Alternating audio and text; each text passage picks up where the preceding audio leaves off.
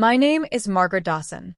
I'm 70 years old, widowed, retired, and living a quiet life in a small, cozy town called Maple Hollow. The streets here are lined with red brick homes, maple trees whispering through the seasons, and neighbors who wave from their porches even if you haven't spoken in years. After my husband, Henry, passed away 7 years ago, I had no intentions of ever falling in love again. I thought that chapter of my life was closed, locked with a key buried deep within my grief. Henry and I were married for 42 years. He was my high school sweetheart, the father of our children, and the man who held my hand through every joy and sorrow life brought our way. Losing him was like losing a piece of myself, and though I survived, I never felt truly whole again. But then came Peter. Peter Wallace moved into the neighborhood last year. A tall, well-dressed gentleman with salt and pepper hair and an easy smile. He walked his dog, Cooper, every morning past my house, and on one particularly rainy day, his umbrella broke. I invited him under mine. That moment turned into coffee, then dinner, and eventually long walks through the park and late-night phone calls. At 70, you don't expect butterflies. But I felt them stronger than ever. It was new, unfamiliar, and terrifying. I had never thought I'd fall for someone again, but Peter made me laugh, made me feel seen, and brought back a spark I thought had died with Henry. My children were skeptical. My daughter, Lisa, was gentle about it. "Mom, I just want you to be careful. You're still grieving Dad, and this is a huge decision." My son, Jason, was more direct. "You barely know this guy. People take advantage of the elderly all the time. What do you even know about his past?" At first, I thought they were just being protective. But then, questions I hadn't dared ask myself started surfacing. Was I rushing into this? Was I letting loneliness cloud my judgment? I loved the companionship, the affection, the feeling of being wanted again. But did I really know Peter? I started paying closer attention. Peter had told me he was divorced, that he had 2 grown kids in another state, and that he had been a financial consultant before retiring. Yet I'd never met his family. He always changed the subject when I asked. He said they were busy. One night, while we were watching a movie, his phone rang. He looked at the screen, declined the call, and turned the phone face down on the table. When I asked who it was, he smiled and said, "Wrong number." Something about that smile didn't sit right. Still, he was kind, thoughtful, generous. When I twisted my ankle while gardening, he drove me to the doctor and stayed by my side. When I talked about Henry, he listened with patience. He didn't try to compete with the memory of my husband. Instead, he said, "I just want to be your present." Then came the proposal. It was a quiet evening in October. The sky had turned amber. The breeze was crisp, and the fire pit in my backyard was crackling. He reached into his coat, pulled out a small velvet box, and knelt. My heart pounded. My hands trembled. "Margaret, I know we're older. I know life has been long and painful. But I also know that I've never felt this way before. Will you marry me?" For a moment, the world went silent. I wanted to say yes.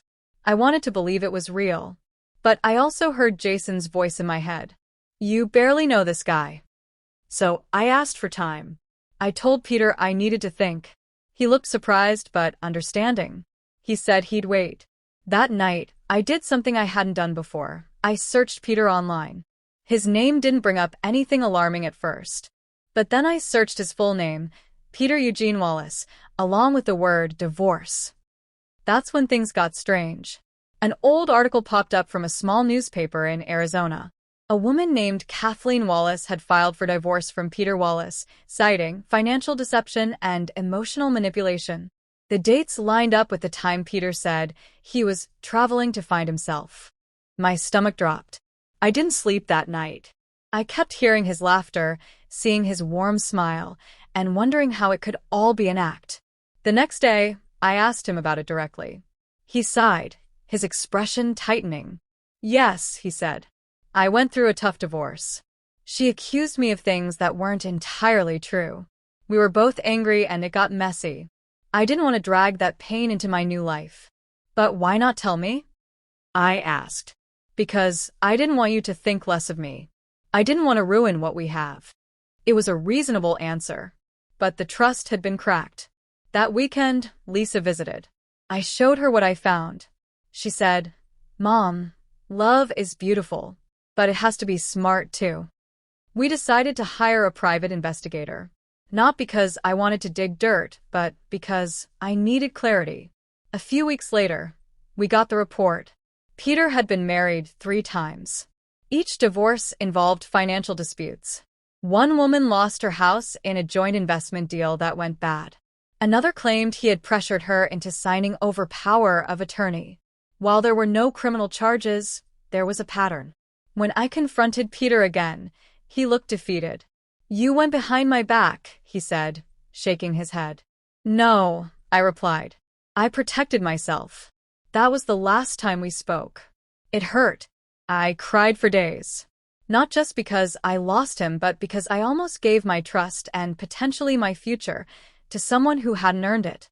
A month later, something beautiful happened. I joined a senior book club. There, I met a woman named Eleanor. She was 72, vibrant and sharp as a tack. We got coffee after the meetings, and she told me she had nearly remarried at 68, only to learn the man had a secret gambling addiction. "We're still vulnerable, even now," she said. "But we're also wise." Her words stuck with me. In our golden years, we crave connection. We miss the feeling of being needed, of waking up beside someone, of being told we're beautiful even with wrinkles and gray hair. But love after 70 should come with both hope and caution. Today, I'm not remarried. And I'm okay with that. I travel more. I read more. I volunteer at the library and babysit my grandkids when Lisa's at work. I've built a life that's rich with friendships, peace, and self-respect. And maybe, just maybe, if love comes knocking again, I'll answer the door. But this time, I'll ask the right questions first. If you're over 70 and thinking of remarrying, here's what I've learned. Take your time. People can still wear masks at any age. Talk to your family. They love you. Their warnings might feel frustrating, but they often come from a place of deep care. Ask hard questions. It's not rude, it's wise. Be honest about your finances. Protect yourself legally before you combine assets. And finally, never let fear of being alone drive you into the arms of someone you barely know. I wanted to believe in romance again. And maybe one day, I still will. But love at 70 isn't just about candlelit dinners. It's about safety, respect, and truth. So don't remarry at 70 until you really know who's sitting across the table from you.